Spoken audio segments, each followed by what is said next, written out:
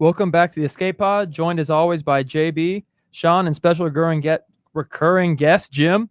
We are filming live from Southtown 101 in Pub Sports Radio Studios. As always, we'll be starting with first thoughts. JB, how we living? Terribly, but a little bit less terrible. Yesterday we saw some nice progressive victories in elections with Corbin in St. Louis was the big one, right? But I also was happy to see Talib win in a landslide. So pretty stoked to see those. So yeah, things aren't that bad, and there seem to be slowly but surely chipping away at the establishment one by one. So yeah, pretty cool, man. I was going to ask you, JB, before we move on to Sean's, that Corey Bush also defeated William Lacey Clay in Missouri. And we had talked about this a little bit off air that AOC didn't support her as a friend and someone who they have some very similar beliefs because she had worked with the incumbent on a couple things and how she's turning a little less into an outsider. What were your thoughts on that? I'm going to hold back from taking a stab at AOC. It's just she's playing the game. So I think that she's we're both fans. She's in, and I respect a lot of what she's done. But I think she also she was pals with the incumbent that was defeated. Yeah, and so in spirit, I think she was supportive. But I'm like I said, agree or disagree. She's playing the game. She's the party is attempting to primary her. Did attempt to primary her and failed. But it's just. Yeah, man. I think she's playing the political game in Washington and trying to affect change from within, rather than piss off the party by endorsing every single progressive that tries to primary somebody. But luckily her endorsement wasn't needed. Jim, how about you? Living large. Just came back from vacation at the beach that I loved. I loved it. Every second of it, I loved it. Pretty jelly of that. Shout out to Wendy, by the way. Yeah, good job, Wendy. Thank you. Thank you for thinking of it. Dustin, you probably don't know, but I'm a letter carrier, and I'm a little ashamed of what's been going on with the post office. So I want to apologize to the public out there if you've been disappointed in your service lately. We've got a new postmaster general, and I think there are some growing pains, but Congress wants to talk to him, and I think he's going to explain himself. And after that, I think things are going to start to clean up a little bit. So there you go. Have faith, people. Have faith. Sean, see you are week number 4 with that mustache. Other than that, how we doing? The mustache is, at first it was a COVID experiment, and I think it's here to stay. Maybe it'll outlast this entire thing. Who knows? But my first take is less political and more personal. This week is usually the week that teachers across the state go back to work. This is before our contract date. We like to do, I don't know if y'all know this or not, but we love to work off the clock for no pay. It's one of our favorite things to do. So if you drive by a school right now, you're going to see not only will you see a bunch of teachers' cars, but this is also the time of year where you see like marching bands practicing outside, football teams out with 2-a-days and the volleyball team, finishing up tryouts and stuff. And it's kind of sad. It's kind of depressing going to campus now because it's not as lively and jumpy as it usually is. But I guess my first take, if I could, just to kind of like coach up those that have kids returning to school or even teachers, is that the cards are clearly stacked against teachers this year, going through a learning curve themselves of how to deliver instruction virtually. And frustrations are certain to come about. And I guess if I could coach up our listener and viewers is to kind of have a plan instead of it's really easy to kind of just blame things on the teacher or whatever, but just kind of have a plan to deal and cope with these things because these young impressionable kids are going to watch how you respond to these freshmen off to school. I think, if you have a plan, I think you're better prepared to just kind of put your head down and be a little gritty and push through it, So if I could, that's kind of my little piece of advice. Really good words. My first thought is going to be for anyone who wants to watch the antitrust hearings that happened last week were really interesting. I think really informative. Last week, the CEOs of Facebook, Google, Apple, and Amazon trying to convince the House Judiciary Committee that their business practices don't amount to anti-competitive monopolies. Just as a quick practical example, it's kind of like Facebook buying out Instagram when they were both competitors in the photo online market, and like what Amazon can do if, say, I'm Amazon and Sean is a third party third-party seller on my site, I can make them buy ads to be able to be found. Or if we're both selling a vacuum, I can price down my vacuum to below cost because I'm a big business, and that I can take them to the point where they're not able to compete. I buy them out. And so it's a system where they're talking about those type of things. And the basic thing is, do they need to apply their current antitrust laws better, or the antitrust laws out of date? So if you're interested in that kind of stuff, I think it's really cool. It said it was 4 hours. It went by really quick. Had to break it up a little bit because it's a long time. But and those CEOs are really well spoken, and to see them weasel out of stuff was pretty impressive. They were playing chess on that. Yeah. On that note, because I didn't watch it all, but I am going to get to it, and I'm glad you brought it up. I think that deserves its entire show in itself, you could say. But which one of those CEOs, like out of the Zuckerbergs and the Bezos, like which one of them do you think performed the best? I think Zuckerberg is like pair sports. He's like Kawhi. He just does the right, like the fundamental. They're all robots. So basically, what you're asking is which one is programmed the best? Which one's got the fastest processor?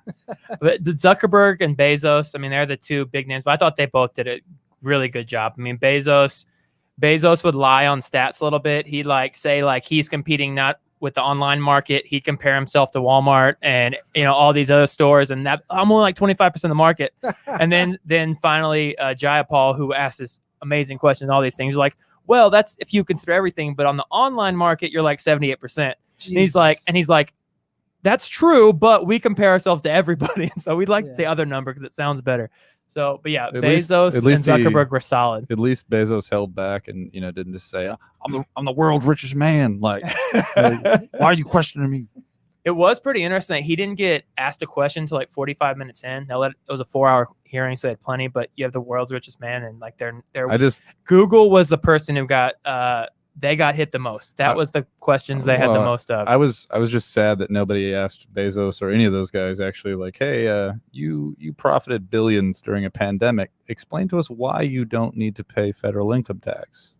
Nobody came out with that one. Get this, one of them asked why Amazon pays $326 million a year in taxes, and they said, well, Walmart, your competitor, pays over $3 billion. Like, what's the discrepancy there? And they just like, well, I'm not a tax person, I'll have to check, but I'll get back with your office. Get back with you. Holler at me at the next hearing. Thank you. So that aspect of it aside, the tax aspect, that was a fantastic point. Walmart that you compared yourself to, they pay a lot more than you. But this antitrust business, that always boils down to how the consumer is harmed, not how powerful this particular individual might be. Yeah. And in the case of Amazon, that has not played out yet. We don't know what they're going to do once they have everybody, because they're eventually going to get everybody, right?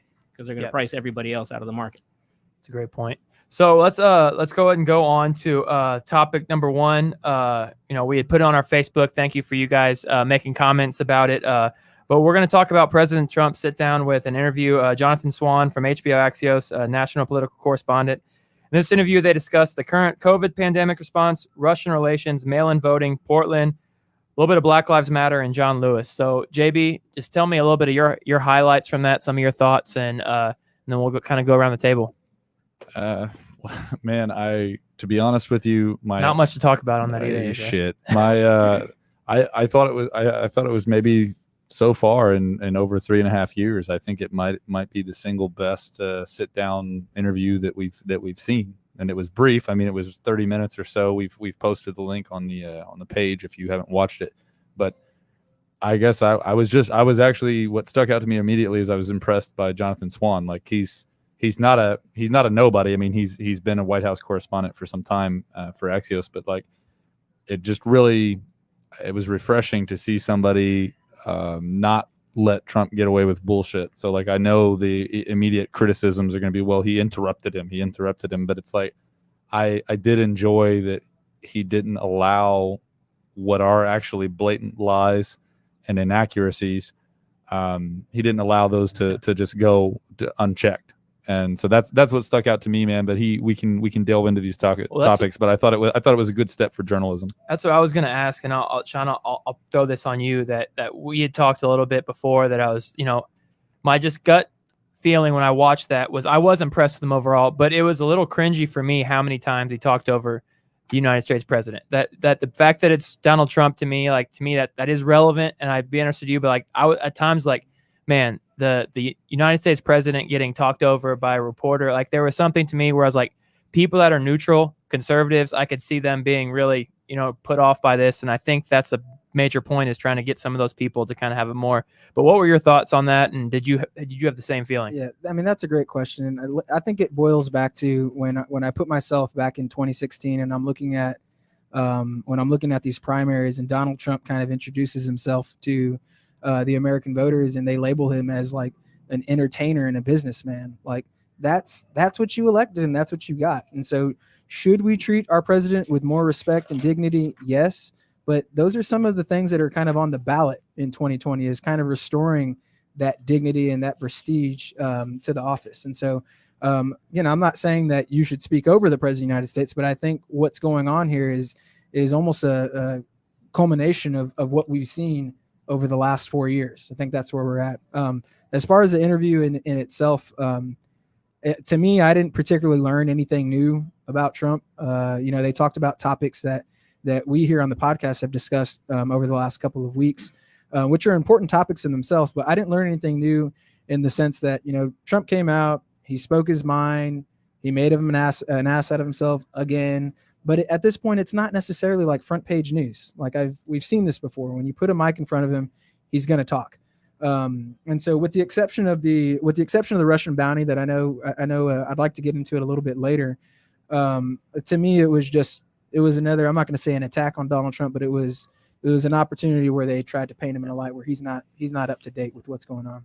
Jim, what were some of your first thoughts from the interview? I thought it was absolutely comical how childish the president was acting during the entire thing. And you made a good point about the interviewer interrupting the president of the United States. And is that how you treat the president?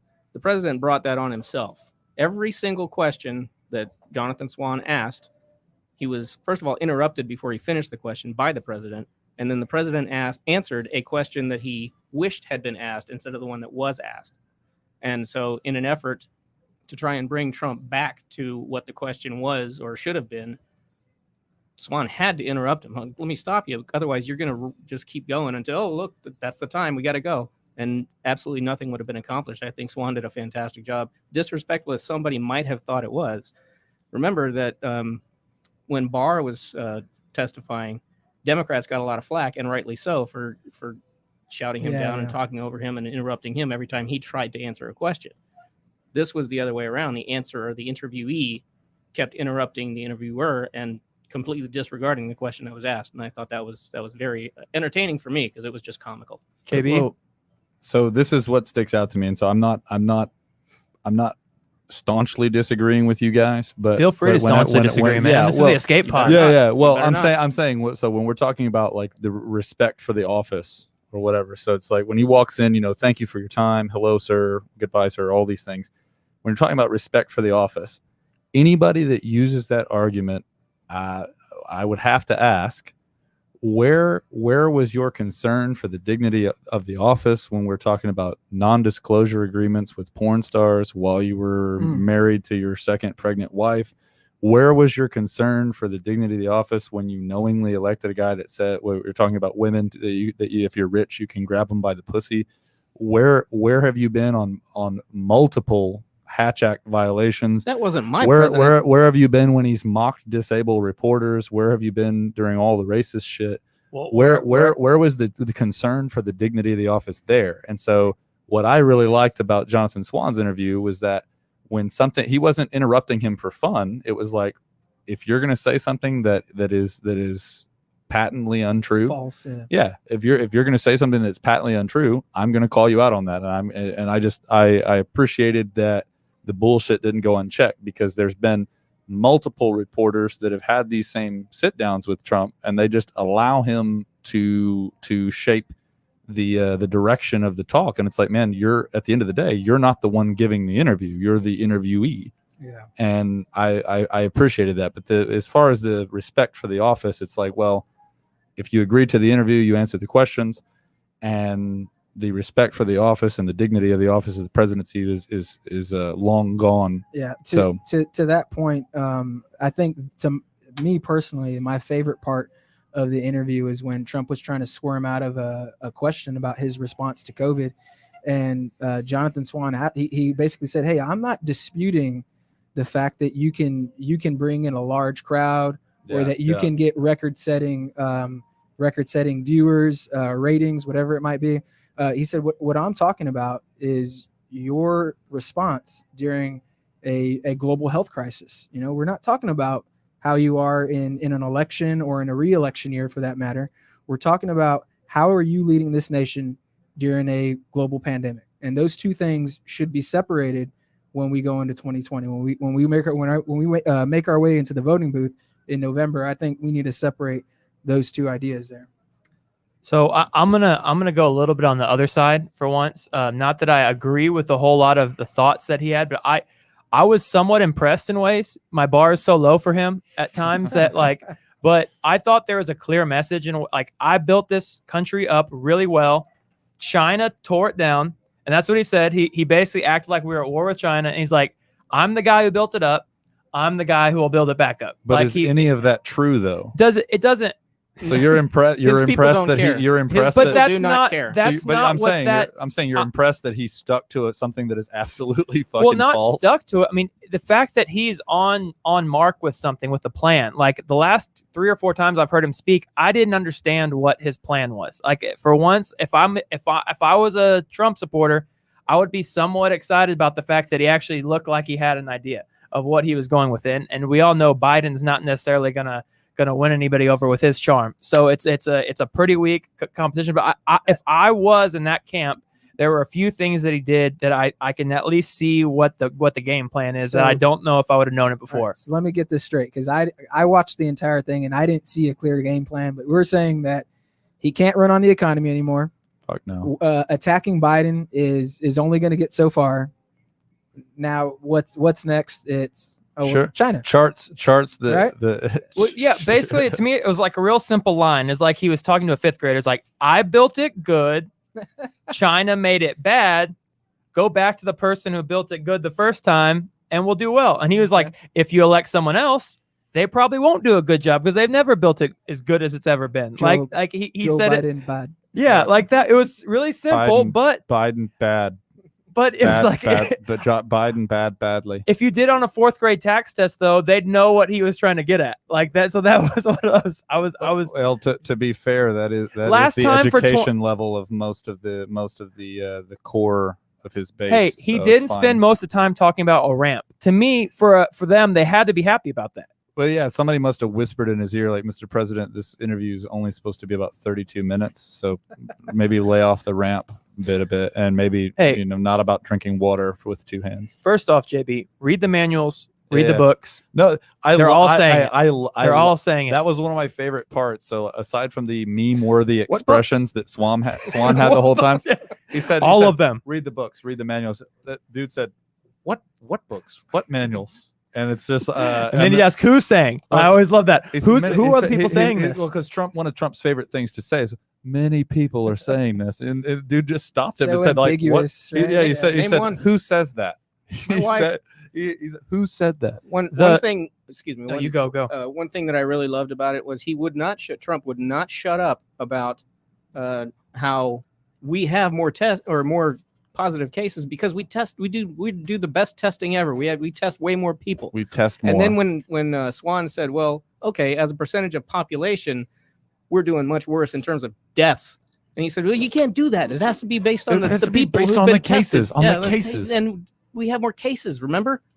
So which is it? Is it more important to have more cases because of the testing, or is it as a percentage of population? Those charts. I mean, I'm not the ones that his they grandson. looked painfully simple. Like they were like color coded, and there were only 4 categories on it, right? So it's probably like only 3 other countries compared, and they looked painfully simple. One of the papers looked blank. So like when he handed the chart to Swan, the other one looked completely blank, and I was just I was like, "God damn it, dude! Like this, I maybe it's more complex. Maybe I wasn't there, I didn't get to see it, but it looked like something that a child would do for their."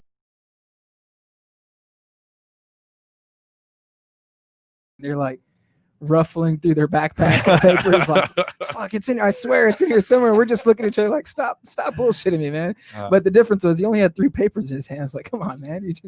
Shit. And then, it's not this one, it's that one, right? After the COVID, like, clear just fucking delusions about how we're somehow doing better than anywhere else in the world. Like, mate, find one place. Find one developed country that's doing worse than us right now. Like, just objectively speaking, like, I hate the guy, but objectively speaking, who's doing worse than us? I thought of all the things he said.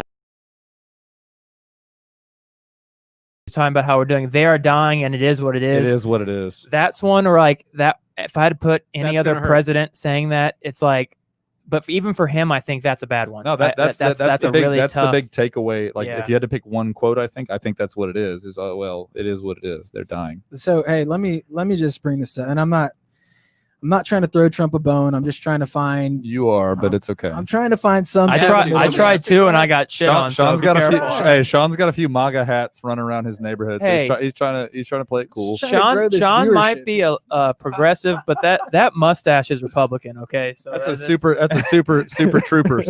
I have to be the only white Texan F-150 driving AR owning liberal in All the right. entire state. Hey, Throw your bone, Sean. Yeah. Throw All your right, bone. So like I told you at the beginning, like Easy. this isn't when It's a I watched family the show. interview, I didn't see anything. I didn't learn anything new about Trump. Like I don't think undecided voters were influenced one way or the other. Because this is stuff we've heard before, okay? But with something that was new that we picked up, some new information, is that I thought Swan did a good job pressing the issue of the Russian bounty on American troops in Afghanistan. And so what he brought up was a phone call with between Trump and Putin, and he asked him pretty straightforward, did you bring up the intelligence on the Russian bounty with Putin? And when Trump could have simply said, hey, I can't disclose that with you, the nature of our call, he chose to just say no. It wasn't a priority to him. No, didn't bring it up. Didn't matter. In one bit, yeah. Okay. And so It is what it is. for the people that continuously say, look, I don't want to be in another war or a proxy war more than the next person. But for the argument that Trump is weak on Russia and Putin when he's harder on our own allies, to me, it kind of showed that it kind of proved to be true in that point. So what were some of y'all's takes on the Russian bounty issue that we had here? Jim. I'll defer to you guys. It's not going to be anything. Mine's gonna be remarkable from quick me. too. No, I mean, whenever he asked him, like he even asked him, and obviously, Trump lied, and this was a very quick one, a quick answer. But he's like, "Do you read your briefings?" Because there are, and it's like with any other American president, there's never been that. Like that question hasn't even been a possibility. So it's like, I'm not there. I can't say if it's true or not. I don't think he reads his briefings because I don't think he gives a fuck. But that only today in this administration is that even a question of do you read your briefings? Yeah. Because it was in the briefings and then somehow didn't make it up the pipeline, like didn't make it to the top of his brain to even discuss with Putin. So it's kind of I think it's starting to be common knowledge among journalists that like what aides are saying and like what stuff's being leaked out. And it's just like, it may well have been in there and then he just actually didn't read it at all. So it might be less devious and it is a big deal, but it might be less devious than people think. So it's like either he ignored it, which is a big deal and is devious, or it's less devious because he just doesn't read the briefings and he has someone sum stuff up to him. I would say I'll start with one humorous point and then one a little more serious. With the one, my favorite version of Trump is whenever he goes, I know they tell you I don't read, but I promise I'm the best reader you've interviewed in a long time. The best. I'm the best. I'm one of the best readers. I've taken tests. Read the most I've been books. told that I read really, really well. So I just want to tell you that before we move on. Like that's my favorite part of it. And then secondly, as a reporter, I just think the American country's proven that they don't care about Russia. And so it's one of those things that there's plenty of evidence on this. And Yeah. to me, it's one of those where like, I do think it matters, but at this point, I feel like the American people are tired of it. So I agree with you, but hey, if we're ready to sweep Russia under the rug, then That's a fair point. Fuck, let's sweep Benghazi under the rug. If we're just kind of washing our hands clean of it, I don't want to hear any shit about Hillary and or Obama and Benghazi. Hey, if we're done with it, but let's be real. There's a special type of person that's more outraged about 4 deaths in Libya in a place that we should never have been than they are about 150,000 deaths during a pandemic that everywhere else seems to have in check.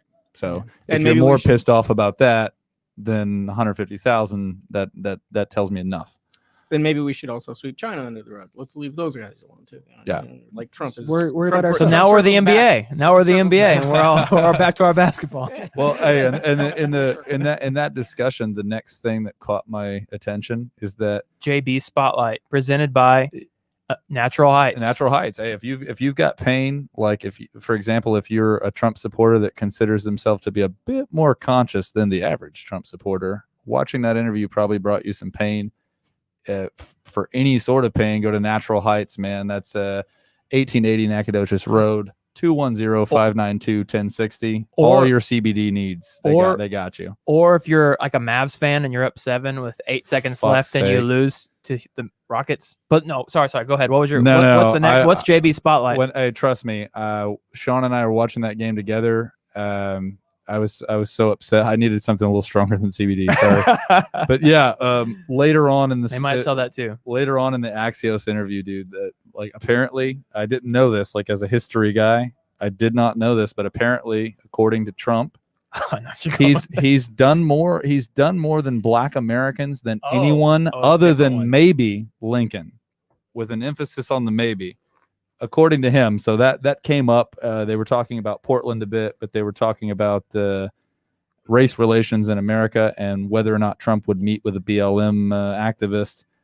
And he went off and tried to divert, I guess, and just went off and said, I've done so much for Black America. I've done so much more so than anybody other than maybe Lincoln. That was one of those examples that I talked about earlier, where a question was asked and then Trump launched into an answer that he was prepared for. He was completely apparently unprepared for any question about Black Lives Matter, but he was totally prepared to talk about how much better he was for Black America than Lincoln ever has been. Yeah, well, I mean, if you wanted to make any sort of gains with Black America, you could have, like, the lowest hanging fruit is maybe attending John Lewis's funeral instead of just saying, oh, well, he didn't come to my inauguration, so he died. Yeah. Fuck that funeral. Yeah, and then she said he did a lot of great things, but so did some other people. It's like, what the fuck? All right. But hey, this is, again, like I said, this isn't nothing new. Like Trump has shitted on his own. He's shitted on McCain after McCain. Like I didn't learn anything new. And I think to me, honestly, like it kind of shows that the position that Trump is in, because he's unsure of where to send his campaign right now. But to be fair, Sean, you're saying you didn't learn anything new about it, which I do believe, and which is probably the same for all of us, but he's not that complex of a person. No. So we know the game plan. We know the blueprint now. I thought when JB was starting off, he was going to tell us how Russia used to be the Soviet Union. That was a really good history lesson. No, that was great. Yeah, I was going to go there with that. I didn't know which one you were going with that he taught us about. Yeah, you said, Russia used to be the Soviet Union, and it's just like, man. We know. Second of all, you guys can't scare this generation by talking about Russia anymore, because nobody remembers the Soviet Union that's below the age of 50. Or those of us that traveled that way. Exactly. We know things are different, but it's just like now it's the other side trying to say that everything's Russia. It's just like, man, I would just like to get my own country's affairs in order, if that's all right. But yeah, has Trump done anything right in your guys' eyes? Anything at all? Even one thing? Absolutely. I'll give a little concession here. Let's hear it, Sean. Let's hear this. I thought this is a dangerous thing, but when Trump took out Soleimani at the direction of military intelligence, I thought he took a gamble for sure, because that very well could have spun out of control. But if you can make some grounds in the region or with Iran, and take somebody out that has a history that Soleimani had, I think, again, was it dangerous? For sure, but this isn't something that didn't score points with Iran, Sean. It's not something that has. How did Iran respond right now? Or did they throw sanction on us that put people out of work? How can they respond? What can they do? And so what I'm saying is this: if I'm giving any sort of concessions, I'm saying if you can make any sort of grounds, and I'm not saying repairing relations with Iran. I'm not saying that at all. I'm saying if you can eliminate somebody that has a history a violent history that Soleimani had, and you can do it without sparing and risking the lives of Americans. I thought that was a calculated risk. It clearly didn't come from his own mind, because I doubt he even knew the existence of Soleimani before 2020. But if he took that risk, I think if I'm throwing out concessions, that's one that I can throw. A recent example. I think some of the pharmaceutical and child trafficking stuff that he's been a part of and helped push is too positive. If it gets signed. Correct, but I mean it's something that he's championed a little bit, and it's something that I'm gonna give him some credit on that. JB will be the guy who says absolutely not, no matter what. Don't be a dick. Come on. What you like his hair at least? Come on, he's got a cute daughter. What can I say? No, I don't find any redeeming You and qualities. Kushner have a resemblance. Fuck you. If he signs something that makes pharmaceuticals cheaper in this country and cuts back on their racket, it's sad, but I would immediately think, like, what is he getting out of this? But like, if he does something that benefits a working American, when he does, not we'll see if he does. Then I would support it. If he actually backed prison reform or justice reform instead of just meeting with Kanye and Kim Kardashian and saying that he was working on it. He's done prison reform. Fuck that. No, in what way? Hey, he said the First Step Act. He says a lot. He says a at. lot of things that he knows people want to hear, and then legislation doesn't get pushed. Legislation doesn't get signed. So in this case, no, and it's not, and it's not me saying that the other side's so good, because they're full of shit as well. Yeah. But yeah, there's nothing that I can pick out and say, you know what, that was something that I can get behind. I would have supported de-escalating tensions with North Korea, but he fucked that up too. So, Jim, how about you, man? Well, I mean, he's started to push for some things. He's recently signed an executive order that forces government contractors to prioritize, or government contracts to prioritize those that employ Americans rather than foreign nationals. Okay, fair enough. And then, like you were pointing out, some of the other things he's been pushing, pharmaceuticals and trafficking and all that stuff. For me, none of it seemed to matter until a little bit ago, when he started to realize that Joe Biden, of all people, might beat him in the presidential election, and now he's so I'm not saying that it's not good, because he should be at least given some credit for not screwing that up. But his motives have to be questioned at all times, because the first 3.5 years that he's been in office, we didn't see that. I take it back. Is that if I had to say one thing, and Sean's my best pal, but I disagree with the Soleimani thing. But if I had to pick one thing, it would be somehow, some way has not gotten us into a war. Hey, which if I had to pick 3 years ago, that was my biggest fear. This son of a bitch is gonna get us into a war. I've got something off of you here. I was called out by name. I'm giving time. I'm sorry. Fire his ass up. Sean Spain, you have 30 seconds to respond to his critique. Again, let me be clear. What I'm saying is that calculated move didn't come. Like, I would like Trump to lean on the hats of military intelligence, instead of like with this Russian bounty where he's choosing to ignore it, just like he chooses to ignore the scientific community. I would rather he lean on experts to make these risks. That it was a risk. There was no guarantee that Iran wasn't going to respond. But at the end of the day, when you look back and said, okay, how did that risk play out? I think we won that risk. And so I'm giving him credit for a risk that he took and kind of leaning on military intelligence. That's where I stand on. After the last debate, this is what it reminded me of in 2016, when it was Hillary and Trump, and it was one of their most contentious ones. And the very last question was, can you both say one thing that you like about the other person? I don't know if y'all remember that. I do. I do. And Trump actually shows a bit of humanity and says something really nice. Like it was actually like something that, like, Hillary's a really tough politician. She does a good job. I respect her. And then Hillary looks just like JB did, trying to think of something. Goes, I don't hate his children. it was like something. It was nicer about the children, but she couldn't. Folks, if you thought that we'd done everything on the Escape Pod, I've been compared to fucking Hillary Clinton. So it was the same. That's exactly what. I'm sorry, I'm not comparing that. That's exactly what I thought of when Hillary was asked, "Name one thing you like about Donald Trump," and she just stood there and was like, "Hey." I like Jim. I like that we did a little Trump circle jerk right here. That was great. God, I hate you guys hey, look, so much. but You know, honestly, make Credit America for a great Trump again. circle You know, jerk. it Yeah. makes sense though, because Justin, if any one of us were to enter a conversation, be it on social media or in person, and you hear somebody talking about Donald Trump, and the first things out of their mouth are Obama or Hillary, like we're shut off. We're not listening with any sort of No. with any sort of open mind or open heart at all. And so I think it's important. Like we'll shit on Biden. any day of the week. Everybody. absolutely. Right. Yeah. That's Um, coming soon. But like just like a broken clock, Trump has gotten things right every now and then, right? And so I think it's important just to acknowledge those things. I think Well, it gives you an ability to make a little bit of ground. Sure. I mean, that's if you are the president of the United States, none to this day have done every single thing right. Yeah. None to this day have done every single thing wrong to my knowledge.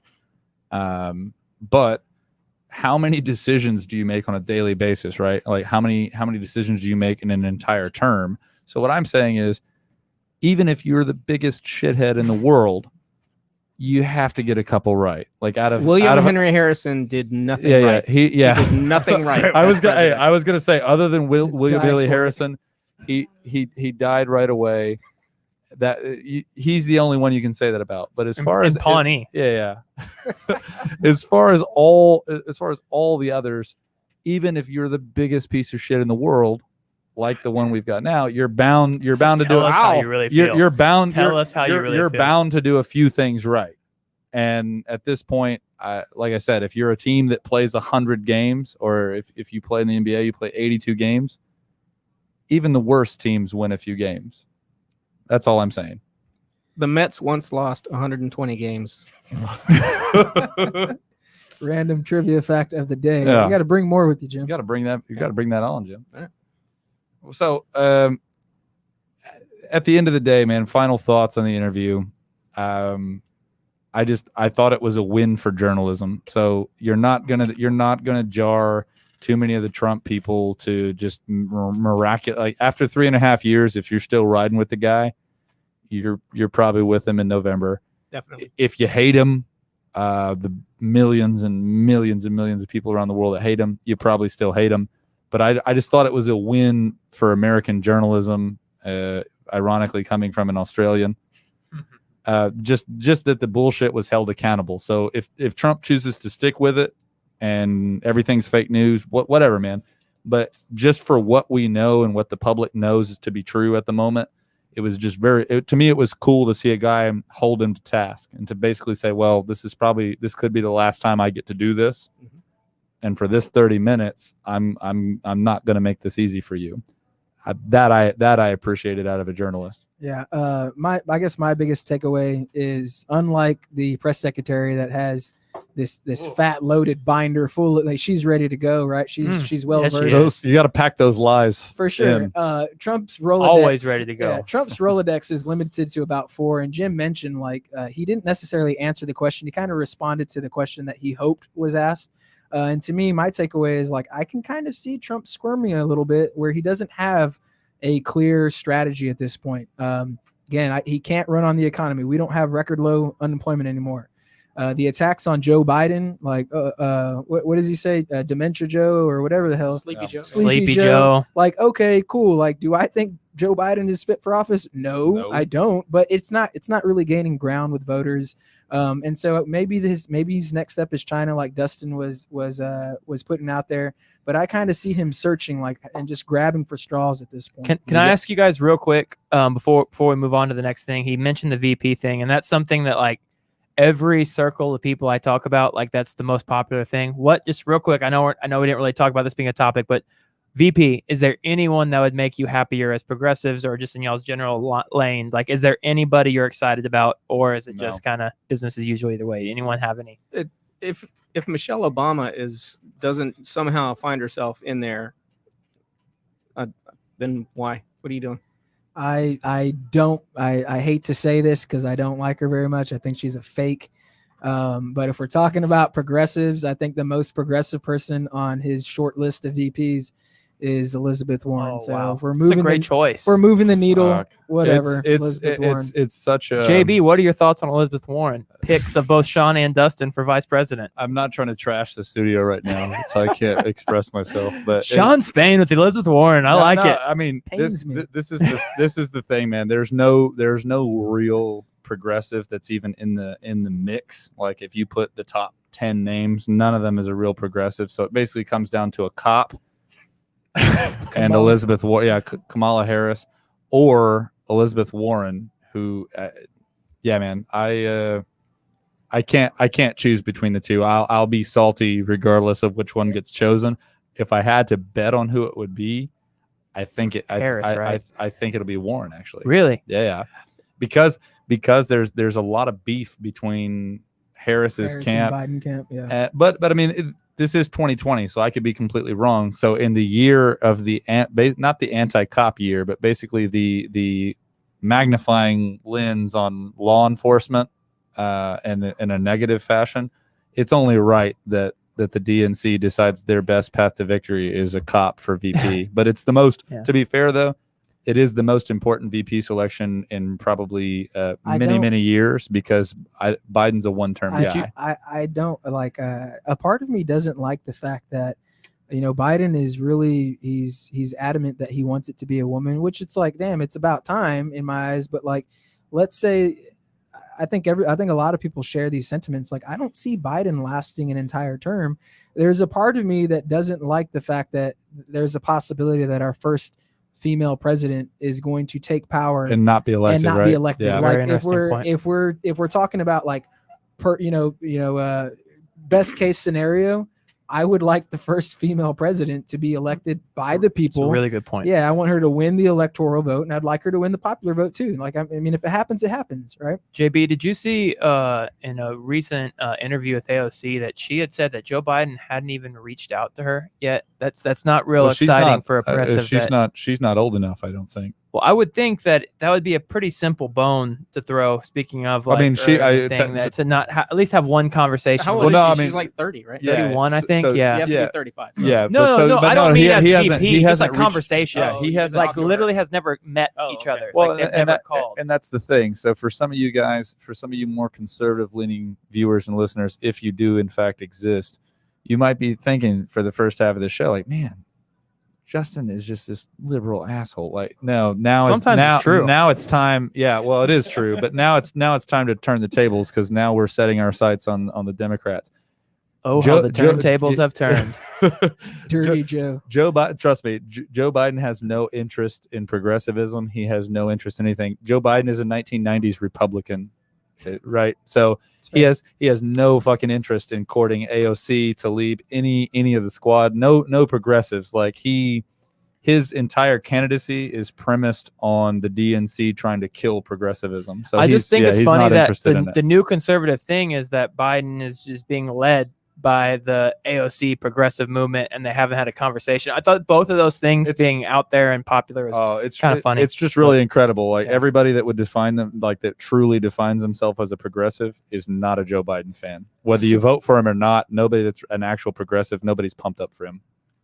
To be honest with you, I don't think there's anybody in America who has any illusions that a vote for Biden is a vote for 4 years of Biden, and they're really this vice presidential. This running mate situation is really going to set the stage. It's really going to tell people because they're voting for not Trump. They're not voting for Biden. They're voting for anybody but Trump. And it just happens to be Biden.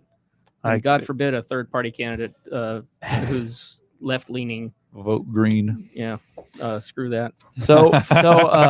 So for those of you that tune in mostly for the politics, you guys please keep it on. Keep our viewers up. And those of you that tune in mostly for the sports, now is your time to shine here. We are talking James Harden legacy.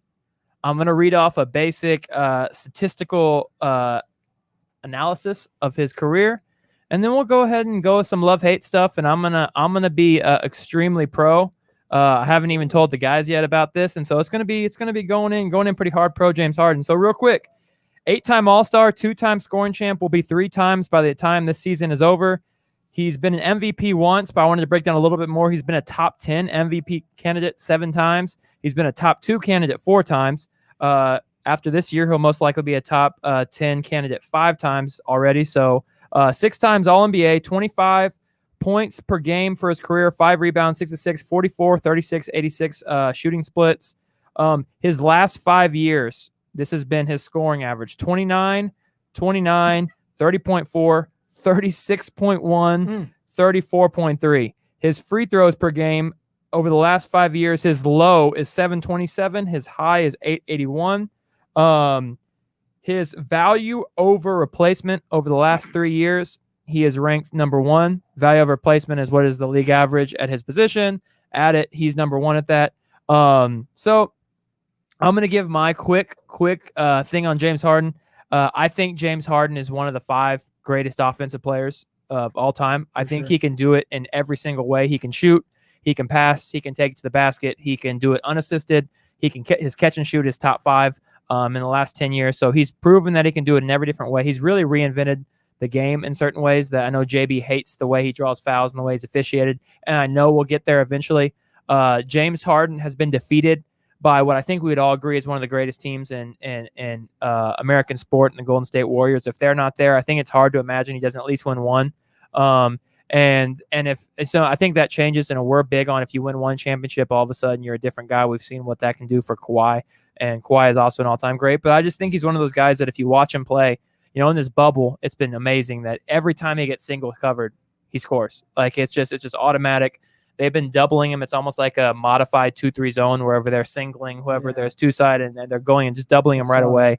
And so it's pretty incredible. The first game I watched at them, he scored 40 against essentially like a trapping zone that trapped him every time. And so that was pretty incredible to see a trap. But I just think one of those times, he's one of those guys, and he said it all the time, I'm going to agree with him, that his career will be one of those things that are undervalued because of the way he played and how unique it is.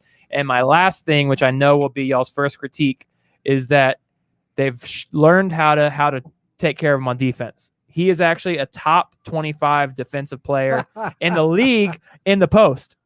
In one position. Folks, he rebounds the ball. He rebounds the ball really well, and they finally figured out, play small ball, let him guard a 4. You guys watch him in the bubble. Fans of the podcast, watch him in the bubble, and he guards the post. Well, he can't guard the perimeter worth of crap, and I am giving that up. I know I'm going to hear about it. D'Antoni's combo can't guard the perimeter. D'Antoni's figured out to make him guard the post. He's strong as hell. That's my take. I'm going to shut up and let the next person go. All right, Sean. I'm going to give him a lot of love, but I do want to kind of question or combat your last comment. Like, James Harden at most times in the game is maybe the second tallest or third tallest person on the court sometimes. So he's going to find himself down in the paint, as well as like if I'm scheming for him, a great way, like the last game, a great way to get James Harden on the bench is to put him in positions where he has to foul, right? He has to guard the ball. And so I think there's a lot of opportunities for him to rebound down low because he's finding himself down there. But I do agree with your point, Dustin. Like, he is absolutely a top 5 scorer. I think playing alongside Russell Westbrook, like I don't really enjoy Harden's game at all. Like, if it's up to me, I would watch anybody but the Rockets because I think it's terrible basketball. They're like damn near dead last in the league in assists. Like, it is not a fun team game at all. But I think Westbrook, who's he's my least favorite NBA player. I think he limits Harden still. Just like when the 3 were together in OKC, and I'm watching games, like Westbrook, he's an incredible athlete, can get his shot off whenever he wants, but that's also his worst quality, is that he thinks that he deserves these shots. And so I would like to see Harden play without Westbrook. If you take away the 3 years, you had a bunch of great stats, Dustin. If you take away the 3 years that Harden played with OKC from when he was a rookie, 3 years past that, he is averaging 29.7 points per game. That is third all time behind Jordan and Wilt. And so pretty good company. I think a lot of us want him to be great, like the Kobes and the Jordans, where they had different facets of their game, where they could play defense. But he's not one of those guys. He is one of the greatest scorers, if not the greatest scorer to ever play the game. I I think we're on similar pages. JB, I know you're half dying right now, but we'll give you a chance to. I know a little bit of this is going to be biased, guys, because he just busted Luka's ass, for 48 minutes. So it's just 20 one of was those that things. 24 in the Did he? first? Yeah, it was tough. It was tough, man. It was so. I mean, I know Right. there's going to be a little bit of it's I fine. mean, It's- Luka wasn't guarding him, but no one was guarding him. He he was didn't- just giving him buckets He after didn't want buckets to. after buckets. man, when it comes to Harden, the apathy on defense, which now is being covered by him technically playing 4 while PJ Tucker guards the biggest guys in the league. Yeah, I'm not in on that yet. But Harden, man, I can't deny his greatness as a scorer. So to me, if there's a one-on-one tournament, for all the money in the world, It's like him and KD. yeah, basically, it's right? him and KD, and I mean a lot of people would say Kyrie, but he's too small compared to those two guys. But it's Harden and KD as far as one-on-one basketball goes. But the style of play in Houston is just disgusting to me. It's like it's a lot of ball watching, a lot, you got to be ready to shoot a 3 at a moment's notice, and it's a lot of ball dominant stuff. And so Harden's very good at that. But I think, if we're judging, take for example LeBron, all the criticism around him, it's not about offense or defense. It's about titles. It's about rings. It's about Right. winning. It's about Accomplishments. It's about accomplishments, and also it's about what you do in the clutch. And so the only reason why LeBron is not widely regarded as the GOAT already is because Jordan has more rings, and it's because Jordan, was an elite defender. But with Harden, I can very easily say that he's an elite scorer. I can say he's one of the best scorers to ever live. But does he have like a trademark clutch performance? Does he have a ring and these things? And so for me, I can easily say that he's one of the best in the world at what he does well, but he's not an imposing defender. And, to his credit, it would be cool to see him play with an accomplished big man, which he's not done yet.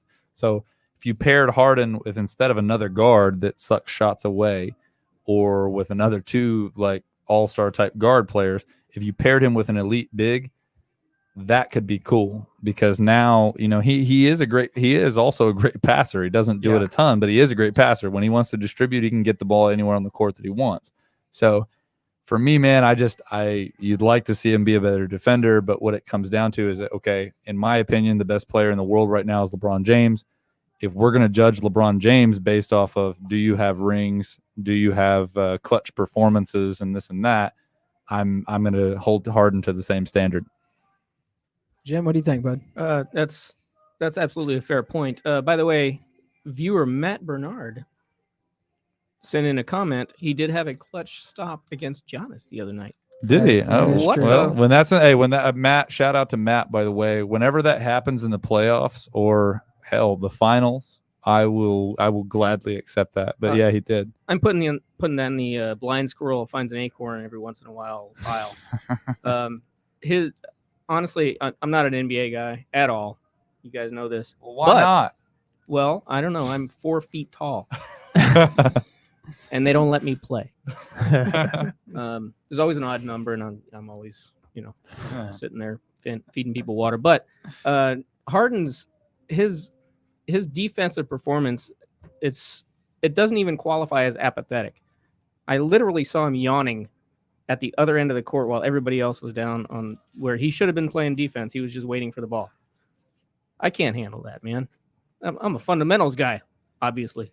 He athletically and strength wise, he can guard if he's made to guard. But it's just, if Let me you're ask playing you- for Mike D'Antoni, Yeah, what's Well, defense? You're let me not ask get- you you're guys not 2 getting questions pushed on for this that. though. And JB, you'll understand this. I've gotten the pleasure of getting to watch you hoop enough that the amount of usage he has on offense, it does not help him. And two, having you're one of your all-time favorite players, wasn't the greatest defensive player in Dirk, but what did the championship? Not at all. But what did it help him in the championship having Tyson Chandler? They've never put that.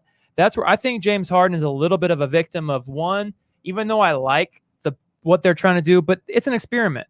It's an experiment. What they're trying to do. It's never technically won before. And the amount of usage they put on him offensively, every single play, he has to make a decision. Well, As a primary scorer, if you have to make the decision every single play, at some point, if you're playing 40 minutes, you've got to find rest somewhere. Yeah, no, and you're going to get tired. And so I can't. I think he's a product of his system. So after OKC, right? It's just like, okay, you go from playing in somewhat of a system, but where everybody's kind of young, everybody's taking their bumps and learning, and it's like now you are the focal point.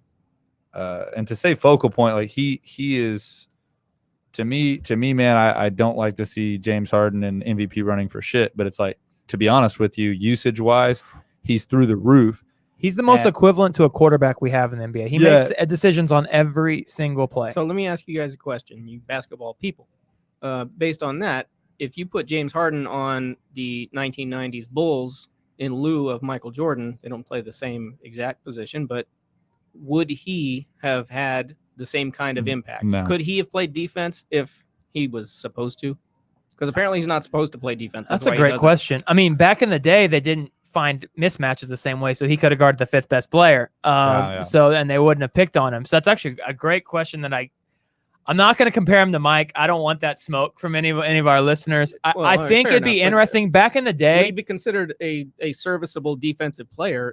I think back in the day, it was much easier to be the fifth best defender because they didn't work on switches. Now, if you're bad on defense, they're going to spotlight you and they're going to make you guard the entire time. Back in the day, you would watch and you can put the worst player on the 6'2" guy that can only shoot and have you chase him around. Where that guy doesn't exist anymore. You're going to set a ball screen and you're going to put – now James Harden has to guard almost every possession. So it's just a different game now. So I do think he could have defended better. Yeah. Sorry, JP, I'll stop interrupting. No, it's super – it's like you hinted at earlier, man. Like he's very much an anomaly. Like he's not the height and versatility level as someone like KD, but he's bigger. He's bigger than someone like Kyrie.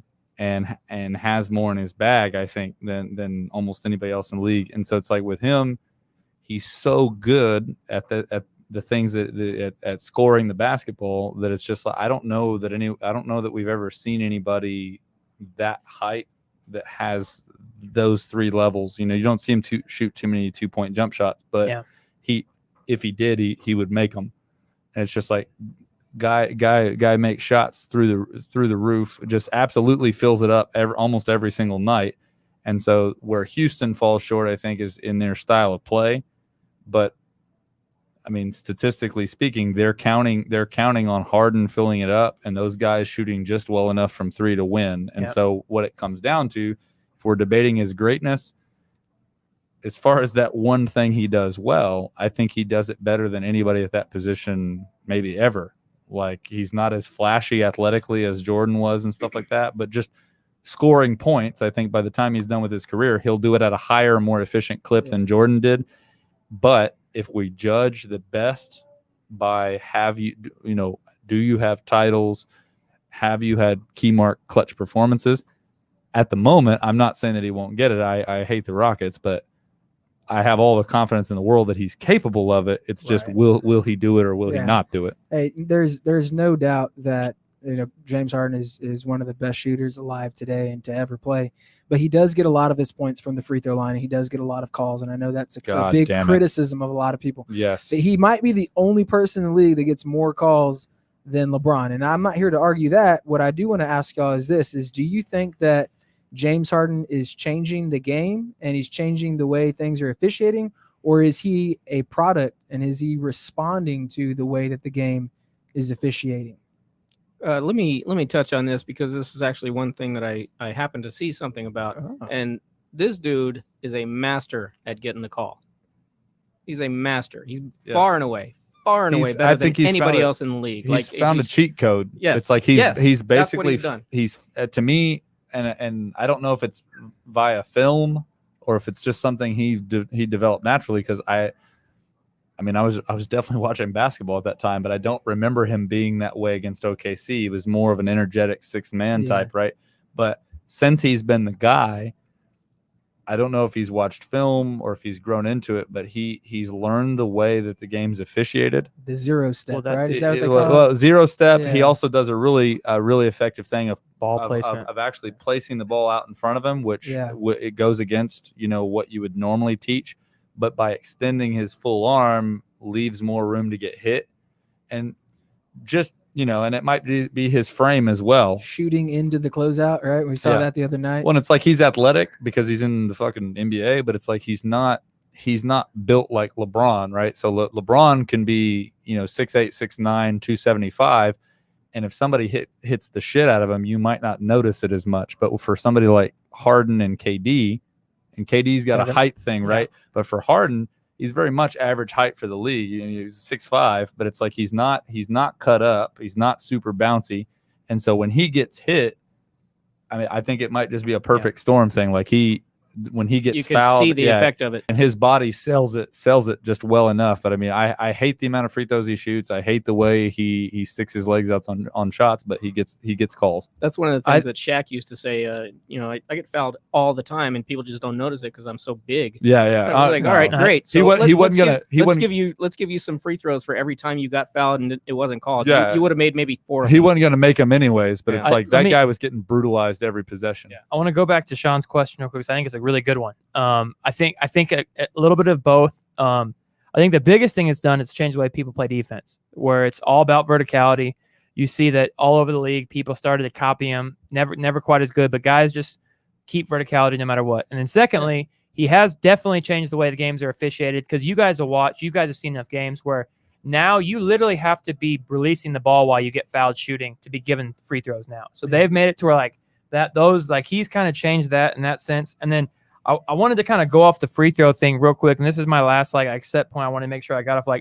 I think Harden is a victim of this situation a little bit too, because his game is built so much around free throws. But and we all know in the playoffs it changes, and so one of his greatest strengths is taken away because those fouls that are called for 82 games. I think that kind of sucks about the NBA. Yeah. And then in the playoffs, it's called differently. That same thing in the first round is no longer called, and so it ends up just looking like a shitty shot. And then secondly, his usage rating, you go back to it one more time, when your usage rating is around 50-60% for 40 minutes and you're playing instead of like every other week it's Charlotte or some crap team, and instead you're playing the Lakers back to back like that, you've seen him where I don't think he's always bad in the playoffs. I think he's wear out. His first round he still averages what's his playoff rate, 28.2 points per game, in the playoffs. So it's not like he's crap. His assists go up. His points have gone up, and his rebounds are all up from his career stats. So it's not like but I just think it's an interesting conversation. Do we have any last thoughts about James Harden before we move on to our second thought? It was just awful. Sean and I were watching the game the other night. He didn't have a dog in the fight because he's like a pedestrian Spurs fan, right? So, but we're watching the other two Texas teams play. I'm very animated because the Mavs are playing, and it's one of the nuances of the league, right? Like if you're a big name, then you're going to get certain calls that rookies and lesser known guys are going to get. But it's just like if it's Harden, then the chances of there being a charge called are very low. If it's Luka or anybody that's not him, then for sure, like if you come in and somebody's leaning or whatever, you're still gonna get a charge called. But Harden seems to have it figured out on how to get calls, and it's just not a pretty way to play basketball. So like I can admire that he's the most skilled in the world at what he does, but that I can also say that given Houston's style and watching him play, unless you're a Rockets fan or unless you just love James Harden, it's not an easy watch the way he fills it up. So it's not like there's going to be 15 field goals every night, but he is going to get points regardless.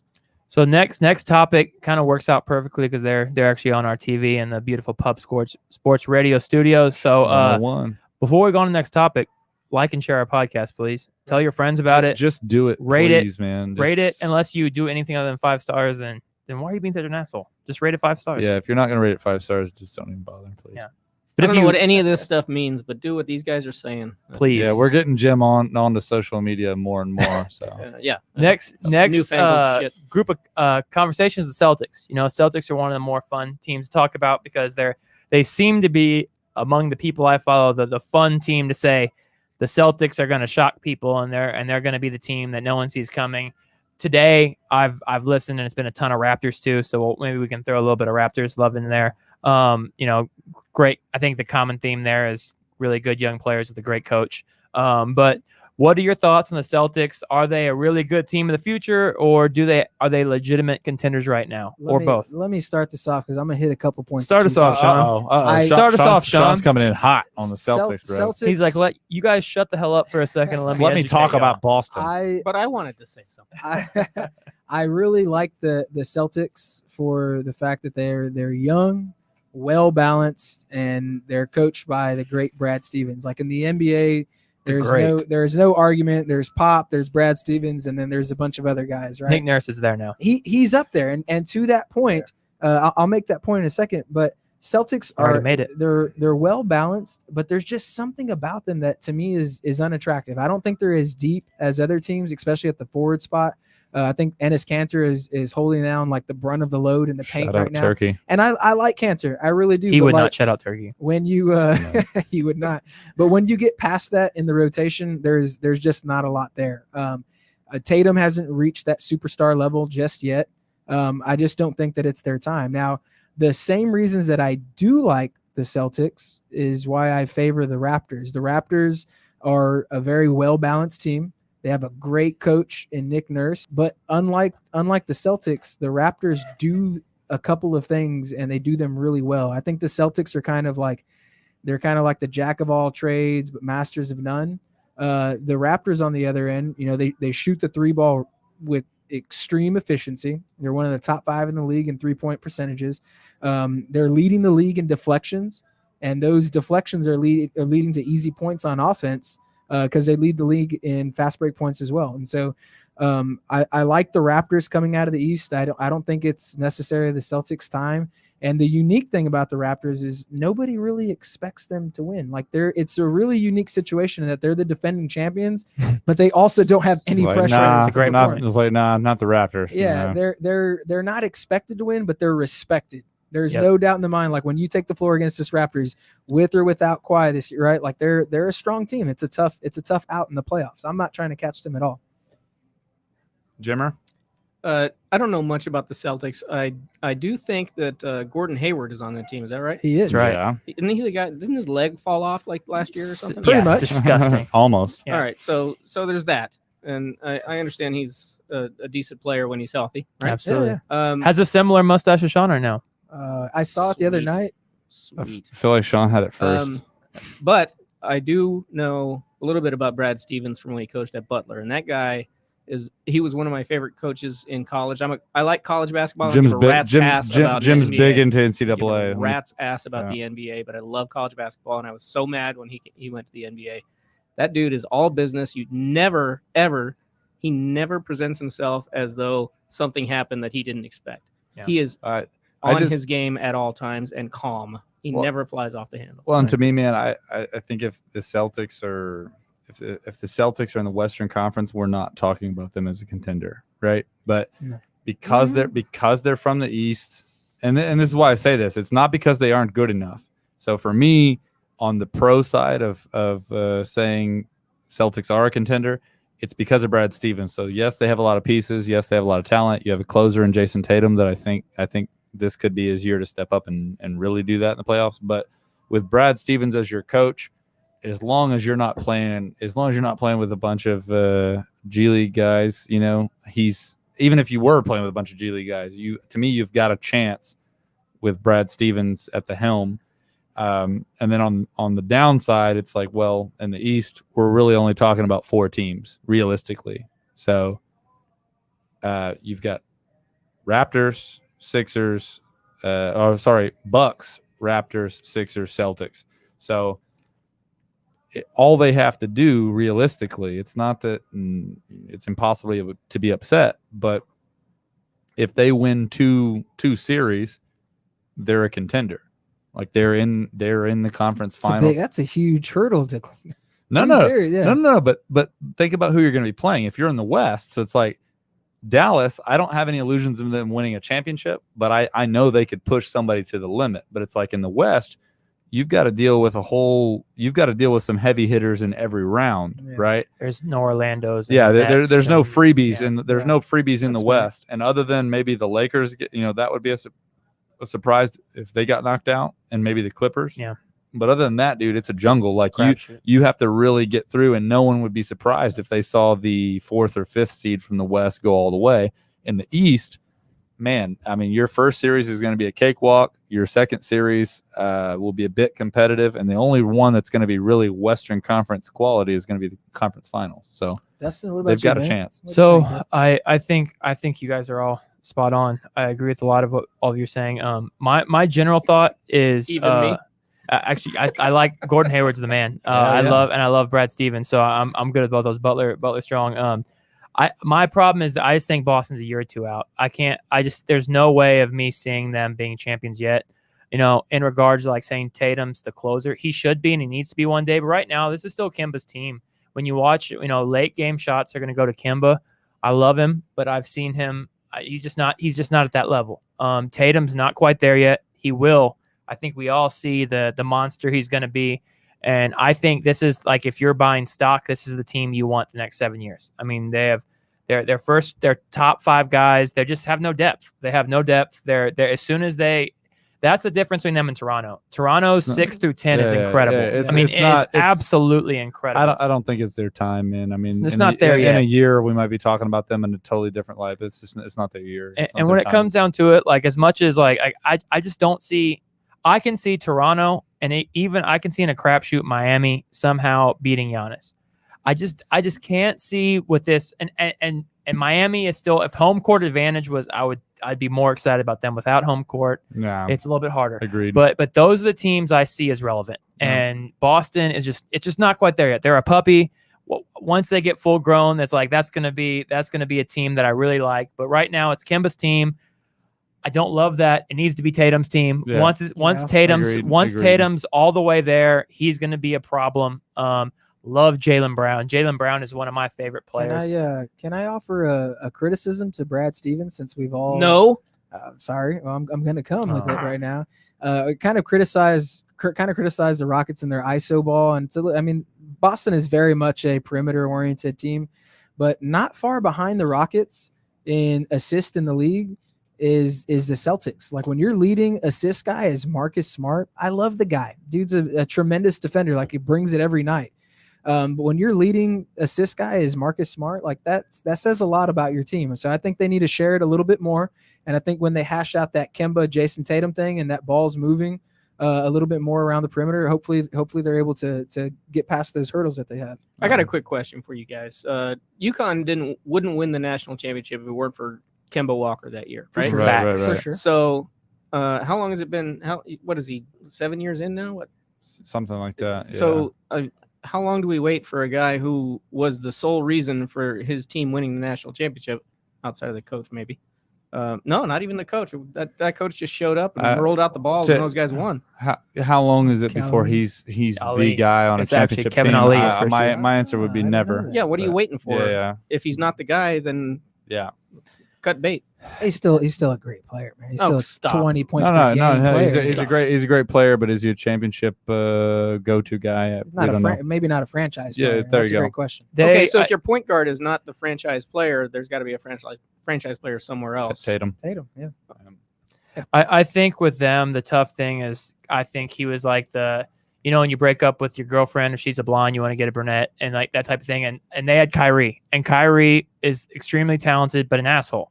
And Kemba is one of the most highly regarded teammates. And I think he was just like, all right, we had this. We hated it. It was a terrible experience, bad breakup. Kemba's a solid person. He's a top 15 point guard in the league, so it's not like we're hurting by that. Okay. So I think he's not necessarily the issue. If Tatum was there, I think he's mature enough that he would give to Tatum. But I think in his mind, he's still the most respected player on that team. But it's a tough thing.